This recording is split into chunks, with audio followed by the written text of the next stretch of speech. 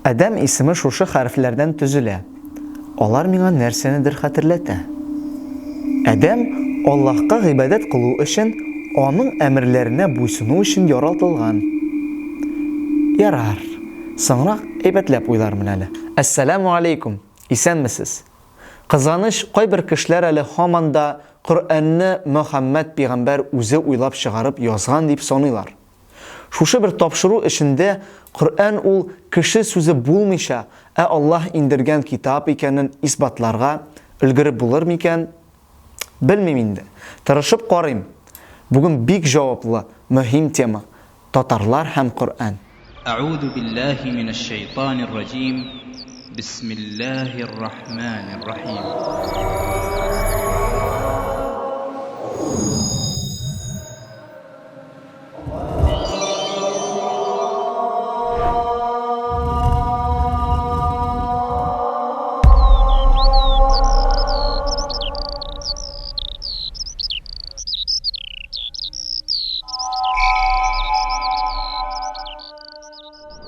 Ел сайын Рамазан айында шәһребез Түбән Камага Татарстан мөфтие Камил хәзрәт Самигуллин килә.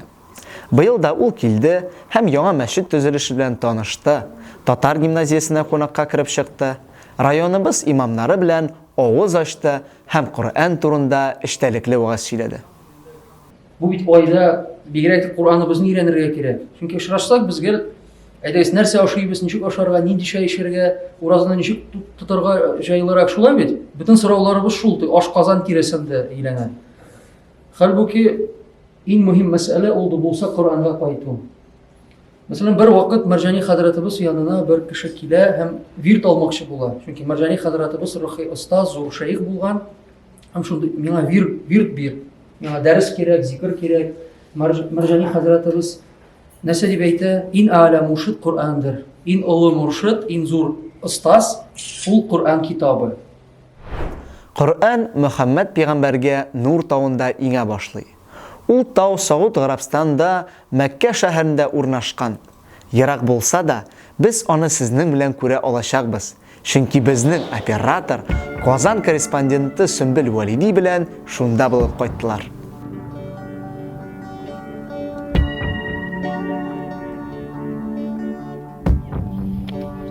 Әйткәнебезчә, хаҗилар бөтен алдан ук инде менә хаҗ юллары башкарыласы урыннарга, экскурсияларга йөриләр. Менә без белән торган Нур тауы, ул бик тарихи урын. Моның турында без сезгә соңрак сөйләрбез. Ләкин монда төркем белән йөрү рөхсәт ителми, чөнки монда менеп җитеп булмый, төшсәң төшеп җитеп булмый дигәндәй. Безнең күпчелек хаҗиларыбыз исә алар олы яшьтәгеләр. Шуңа күрә аларга шушы тау итәгеннән генә карарга рөхсәт ителә. Без менә төркемебез белән төшерүче төркем белән менергә уйладык. Алда сәгать ярымлык юл. Аллага тапшырдык. Безнең белән булыгыз. Нур тауы гаҗәеп вакыйга белән бәйле. Мөхәммәд саллаллаһу алейһи ва сәлламгә пәйгамбәрлек вазифасы йөкләнгәнче үк ул дөньяны, кешеләрне, барлык мәхлукатны яралтучы Аллаһ Тәгалә турында еш уйлана торган була.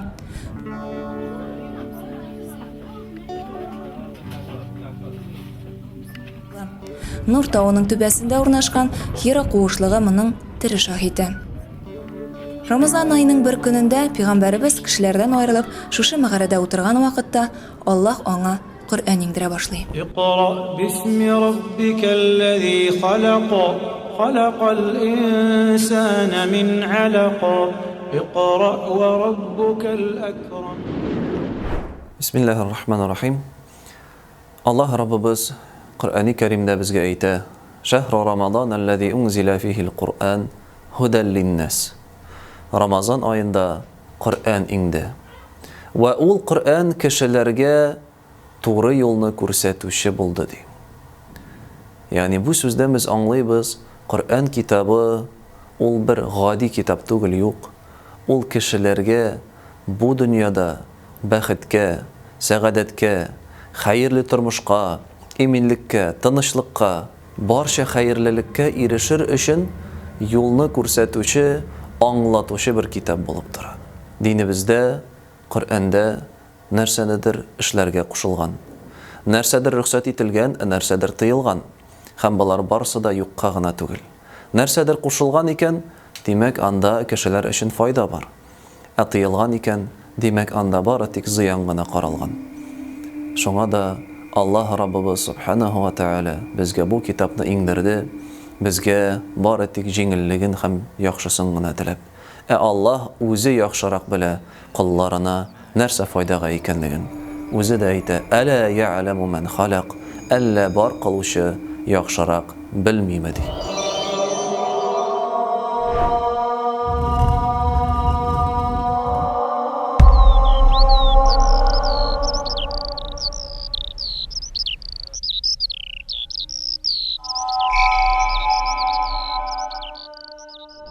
Татарларның Коръән белән багланышы ничек булган? Алар Коръәнне таратуда, ирештүрдә нинди тырышлыклар күрсәткәннәр икән? Совет чорында мондый нәрсәләрне белү бик таралмаган иде.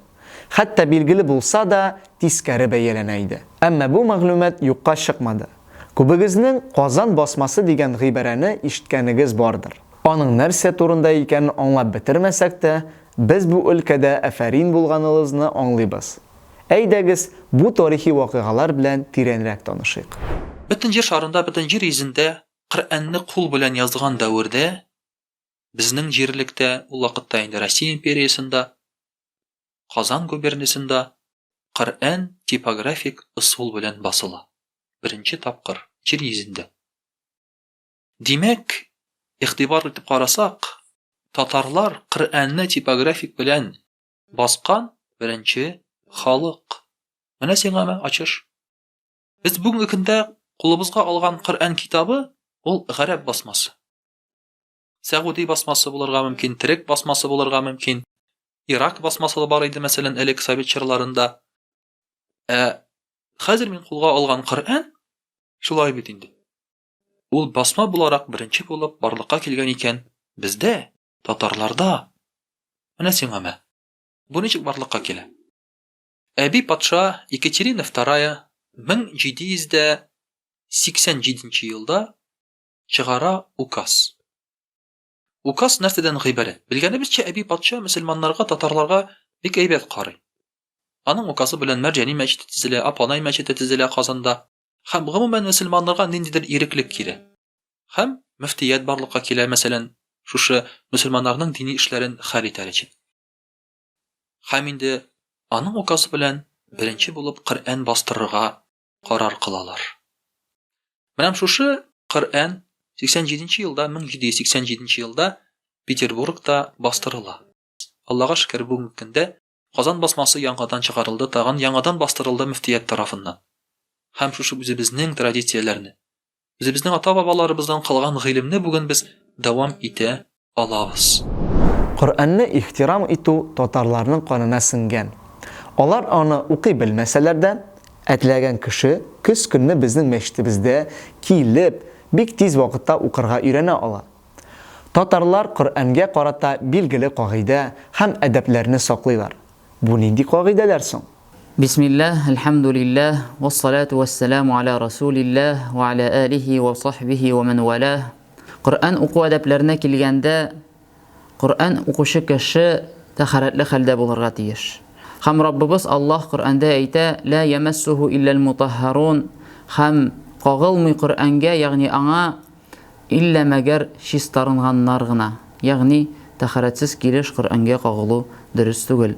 Һәм шуңа күрә бу Коръән укуның бер әдәбе булып тора. Шулай ук Коръән уку әдәпләренә килгәндә, кешенең киеме һәм тәне чиста булырга тиеш.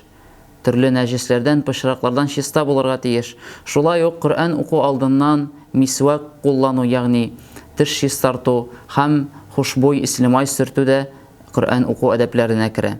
Һәм Гали радиллаһу анһудан килә, Пәйгамбәрбез саллаллаһу алейхи ва саллям булай дигән: "Хакыйкатьтә сезнең авызларыгыз ул Коръән юллары, ягъни Аллаһның сүзләрен әйтү урыны.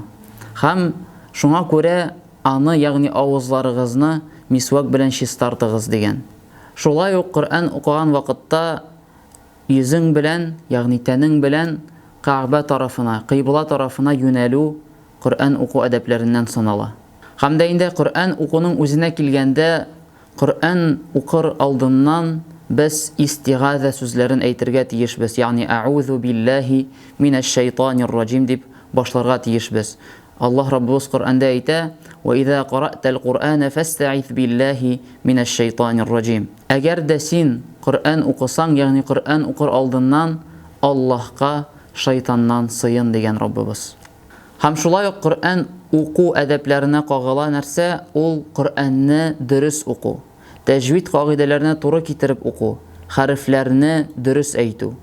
Һәм Раббыбыз Аллаһ Субханаһу ва Тааля әйтә: "Вараттилил Qur'ана тартила", һәм Коръәнне тартил белән укыгыз ди. Һәм тартил дигән сүз ул тәҗвид кагыйдәләренә туры китереп, хәрефләрне дөрес чыгарып укуны аңлата. Һәм инде тагын бер әдәп, ул да булса Коръәнне бизәп, матур иттереп уку. Пәйгамбәрбез саллаллаһу алейхи ва саллям әйтә: "Заййинул Qur'ана би асватикум", Коръәнне үзегезнең тавышыгыз белән бизәгез ди. Һәм шуңа күрә Коръәнне матур иттереп уку, ул да Коръәннең бер әдәбе булып тора. Һәм җәмәгать, бу айда, бу улуг булган айда, Рамазан айында, Коръән ингән айда без бу китапка игътибар бирик. Күбрәк аны укырга тырышыйк. Чөнки бу айда әҗерләр күпкә тапкырлана. Ә бит Коръән укучының әҗере бик зур. Пәйгамбәрбез саллаллаһу алейхи ва саллям хадисендә әйтә: "Коръән укучы һәр бер хәреф өчен бер савап ала, һәм ул 10-га тапкырлана" ди. Һәм Пәйгамбәрбез әйтә: "Мин әйтмим алиф лам мим бер хәреф дип.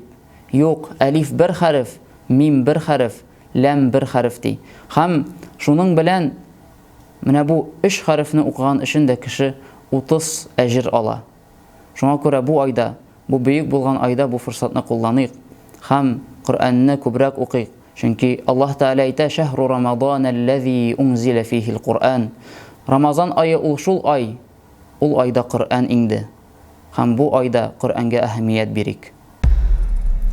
أعوذ بالله من الشيطان الرجيم بسم الله الرحمن الرحيم إنا أنزلناه في ليلة القدر وما أدراك ما ليلة القدر ليلة القدر خير من 1000 شهر تنزل الملائكة والروح فيها بإذن ربهم من كل أمر سلام هي حتى مطلع الفجر صدق الله العظيم.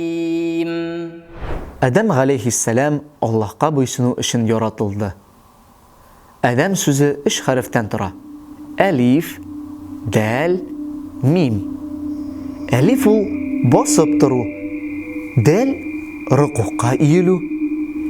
Мим сәҗдә кылуны хәтерләтә. Мондый охшашлык мине таң калдыра. Тирә-якта бөтен нәрсәдә матур, тәңгәл, мәгънәле булуны яратам мин. Аллаһ Тәгалә безгә үзенең китабын укырга, аңларга, шуның буенча яшәргә язсын. Сау булыгыз. Әссәламу алейкум.